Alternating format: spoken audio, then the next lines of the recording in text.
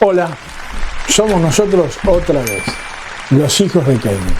Yo soy La Morsa y hoy vamos a tratar un tema que ellos nunca terminan de aceptar y que nosotros somos tan giles que no se lo hacemos ver a los desclasados que nos rodean. Vamos con Pancho Ibáñez in your face. Los hijos de Keynes. Como decía Pancho Ibáñez, todo tiene que ver con todo. Y vas a ver lo acertado de esa frase.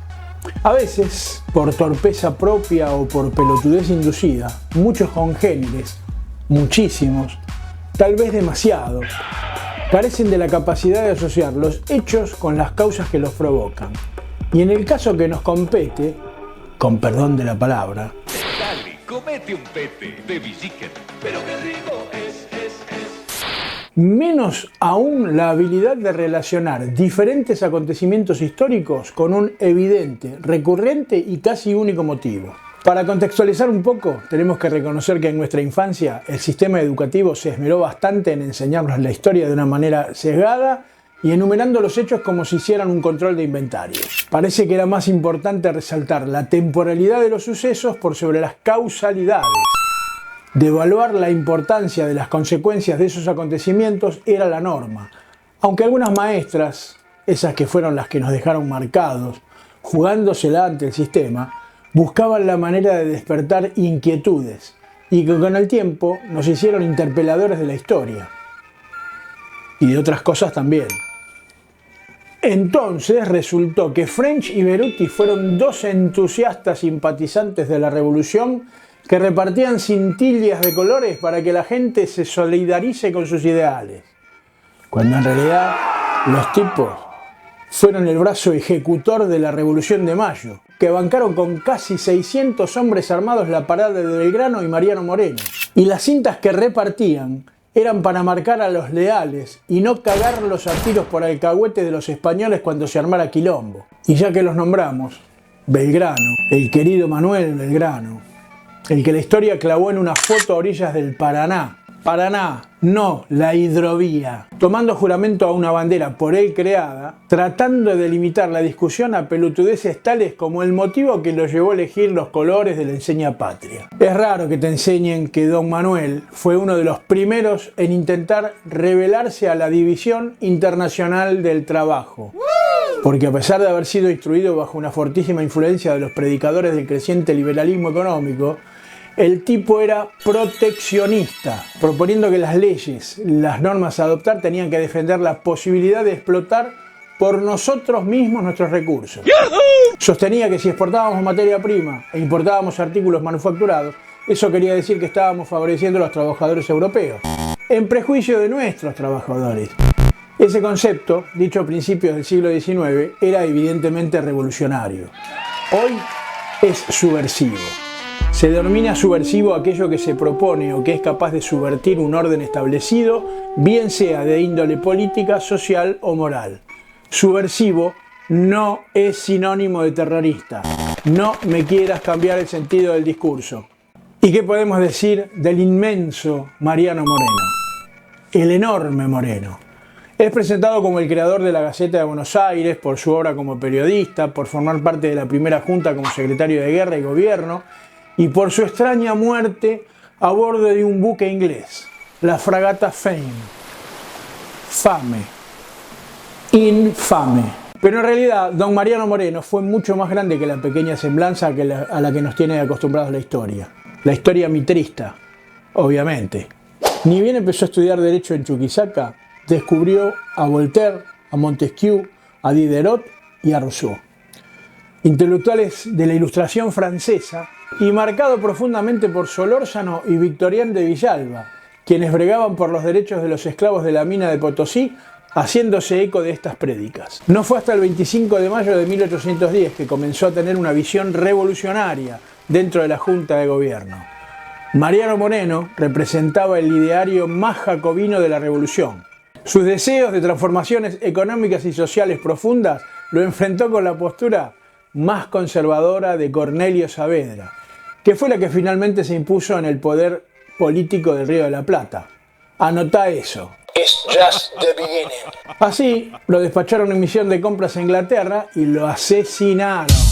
Y para convertir el hecho en una infamia mayor, lo hicieron yacer en el fondo del mar envuelto en una bandera inglesa. Empezás a ver que detrás de la historia de estos próceres aparece una mano, que no es la mano invisible del mercado, pero viene del mismo lado. Aparece un hilo conductor que casualmente llega a mostrarnos, como ya dijimos antes, apellidos ilustres que han llegado hasta nuestros días. Podríamos abundar en ejemplos de próceres que fueron reconocidos hasta alcanzar el bronce por acciones determinantes en la creación de la patria, pero no su pensamiento, ni su ideología, escondidos y ninguneados por la historia mitrista. San Martín, Güemes, Juan Azurduy, Buchar, por nombrar solo a 4, y faltando en el respeto a tantísimos otros que dejamos al margen. Y así, mostrándote una pequeña parte de lo que fueron los albores de nuestra historia, con la discrecionalidad que nos caracteriza, nos salteamos un siglo, ponele, y te empezamos a mostrar cosas que pasaron sobre la primera mitad del siglo XX. El accionar en contra de los personajes y movimientos que estaban a favor de la generalización de derechos, por llamarlo de alguna manera, ya no se limitó a la tarea de cancelación de sus referentes o sus ideólogos, sino que comenzó a operar contra sus simpatizantes y activistas, escalando hasta límites que, a pesar de haber visto y vivido, muchos parecen haber olvidado o se hacen bien los pelotudos.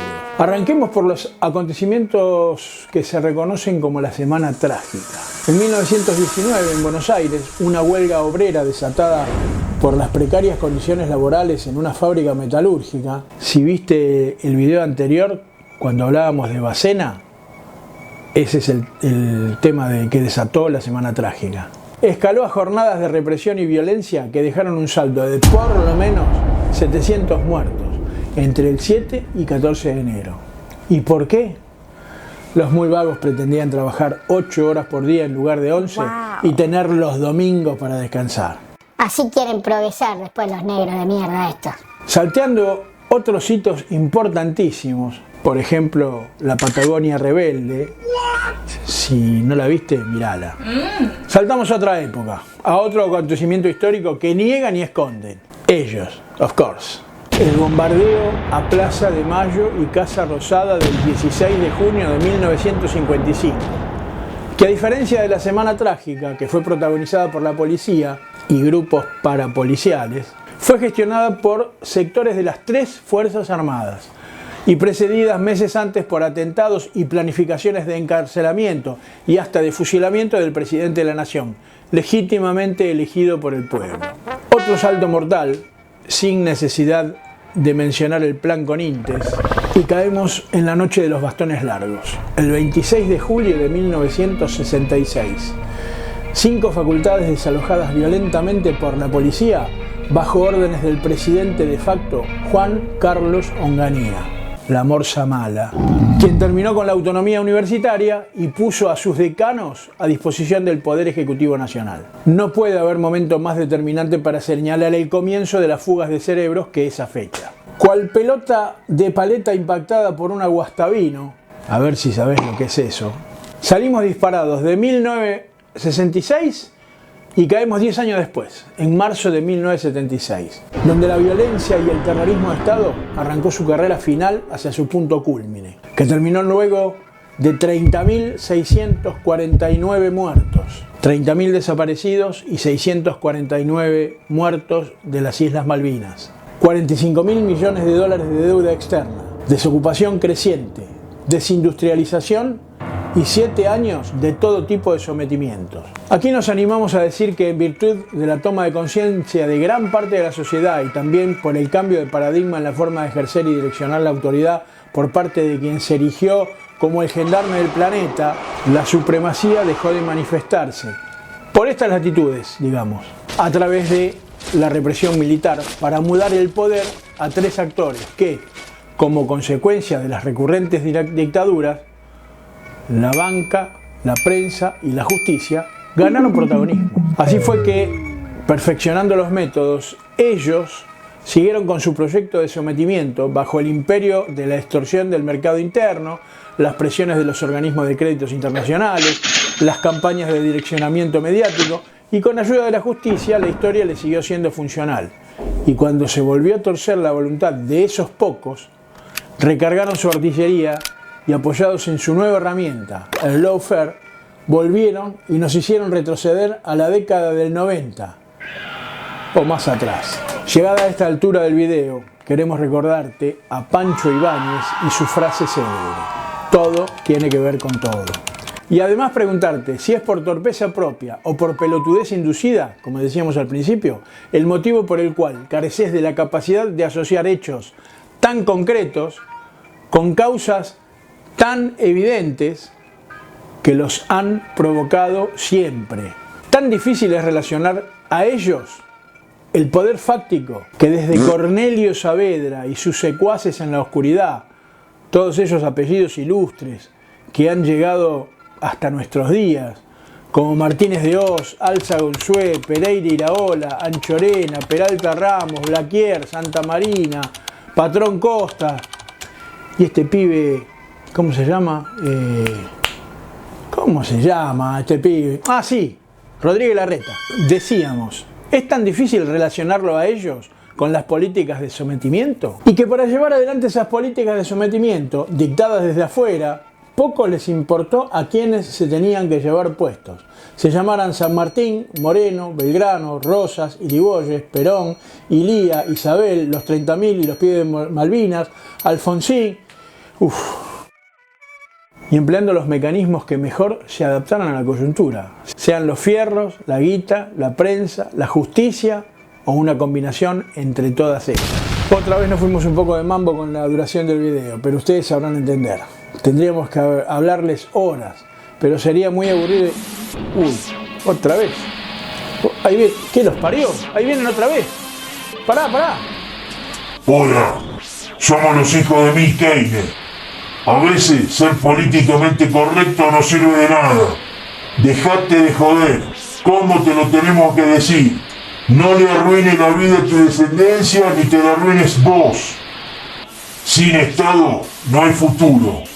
Y sin peronismo no hay Estado.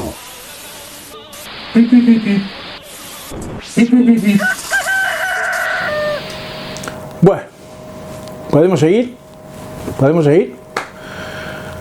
Por hoy te dejamos descansar. Analizá lo que te contamos y comentá o preguntanos vía mail a loshijosdekeynes@gmail.com. Vamos a tratar de responderte y si querés trataremos algún tema, te podemos escuchar. Como siempre te decimos, podemos soñar con un futuro lleno de lujos o vivir el sueño de la justicia social. Si te gustó, no dejes de darle like, suscríbete y toca la campanita. Así te llegan las notificaciones. No te olvides. Chau. Hasta la semana que viene. Yo soy La Morsa y nosotros somos los hijos de Keynes. ¡Viva Perón!